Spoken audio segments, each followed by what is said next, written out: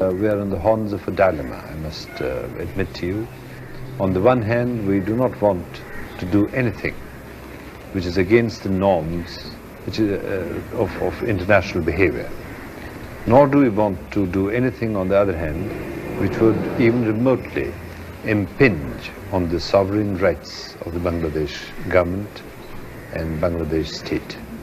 What does that mean in practice? Are you going to hand people over to a war crimes tribunal or not? That means, for the time being, that the position is being legally examined.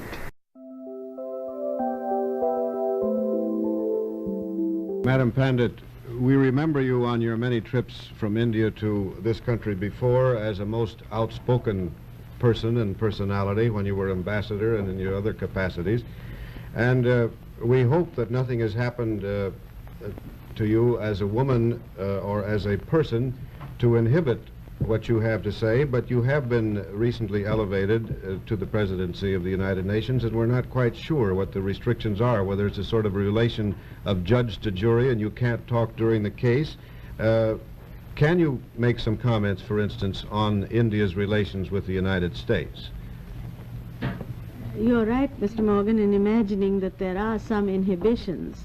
My role is a little different to that of ambassador, because now, as head of the United Nations, I am more or less a citizen of the world, someone who has to stay aloof and help in an impartial way the proceedings of the General Assembly.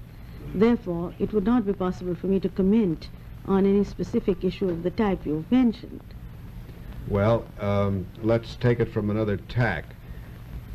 In this country, and I suppose in yours, when a person gets an office, he usually runs for it. Was that the case in your instance with the presidency of the Assembly? Well, actually, in the case of the presidency, no one runs, because, you know, the procedure followed is something like that of the House of Parliament in Houses of Parliament, House of Commons in England. Yeah. There are no nominations and there is no campaign. In my case, it was a little more strange because, of course, I didn't run as an individual. And when it was decided by my government that perhaps the majority of nations would be willing to have India in this position, I was just told to pack up my bags and come here, and I did that.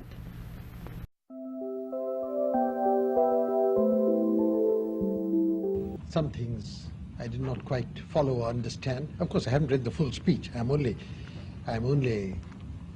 judging from rather extracts of it that I have seen. Do you think his criticism of Mr. Hammarskjöld was justified? He was criticizing, from the extracts, rather the system than the individual, wasn't he?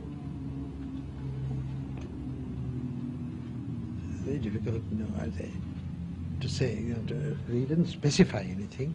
He generally expressed his disapproval of the way things are done. How do you think that the UN can best help the emerging nations? Well, in a variety of ways. First of all, in keeping out troublemakers, keeping out people who stick on in spite of announcing that they are withdrawing. That's the very first thing, because they are a constant irritant, not only to the people there, but to everybody. We have been very much disturbed by this, in spite of UN resolutions and everything, how Belgian personnel has stuck on there, various parts, in Katanga, especially elsewhere.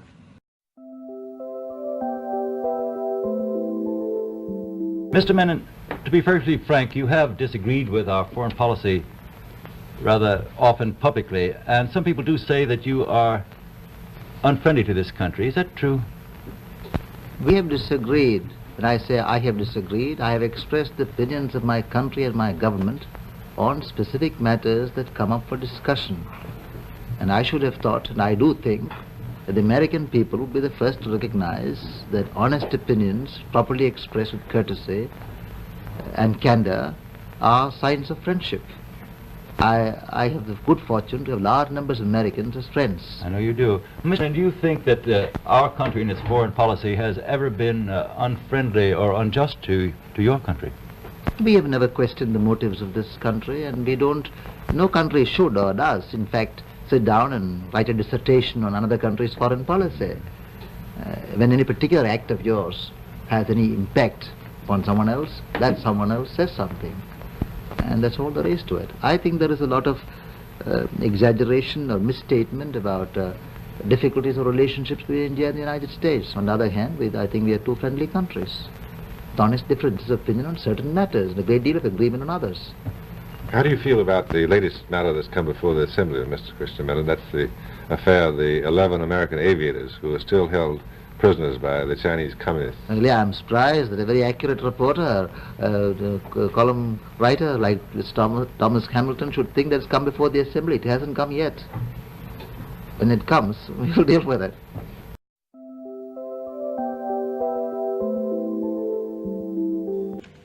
Mr. Kaur, why has India taken this action against GAR?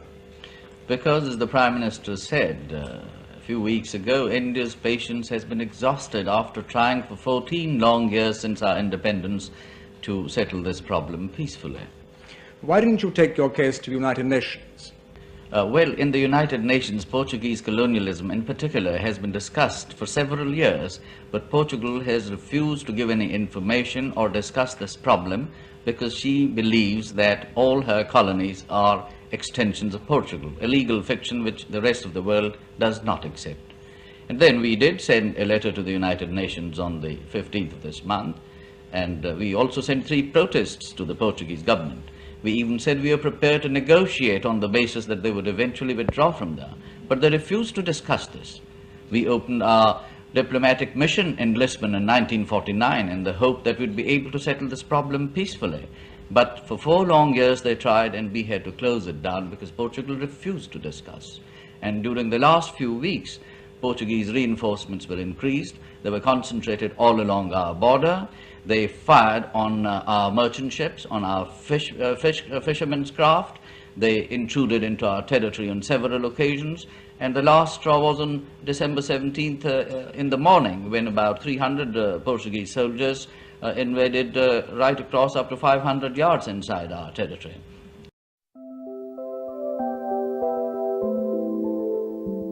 Mrs. Gandhi, how tense is the situation on your frontiers with Pakistan?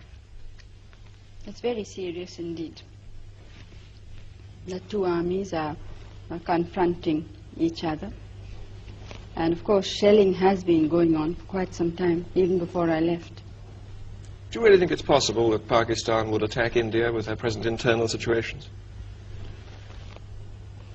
Well, when there is the sort of chaos which they obviously have, they may take desperate action and feel that an external enemy might unite some of the people there.